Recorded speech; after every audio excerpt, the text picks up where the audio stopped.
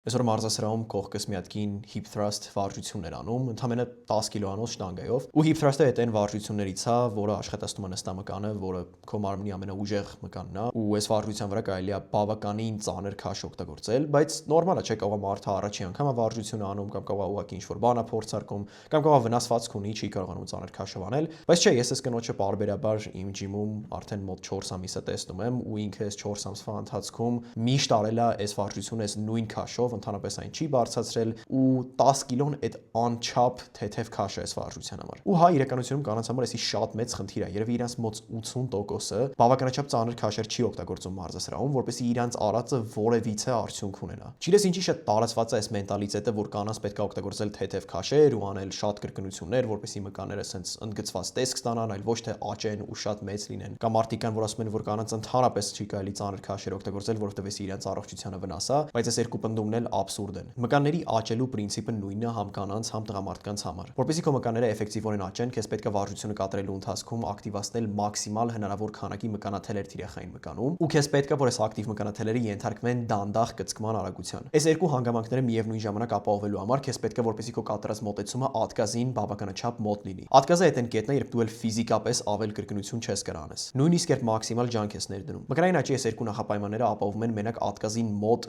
վերջին մոտավոր 5 կրկնությունները։ Այսինքն մենակ այս ատկազին մոտ վերջին մոտավոր 5 կրկնությունն են, որից քո մկանները աճի ստիմուլ են ստանում։ Այս նշանակում է, որ եթե դու ինչ-որ X քաշով անում ես 8 կրկնություն, բայց դու կարող ես անել 15 կրկնություն, ուրեմն այս մոտեցումը անիմաստ է, ու սրանից քո մկանները չեն աճելու։ Ու կարևոր է հասկանալ, որ այստեղ հարցը մենակ էսթետիկան չի, այսինքն նույնիսկ եթե դու մարզվում ես մենակ առողջական օգուտների համար ու թքած ունես մկանային աճի վրա, քեզ միևնույնն է պետք է բավականաչափ բարձր ինտենսիվությամբ մարզվել։ Նույնիսկ ավելի շատ մկանային մասսա ունենալը ինքը իրանով արդեն բազմաթիվ առողջական օգուտներ ունի։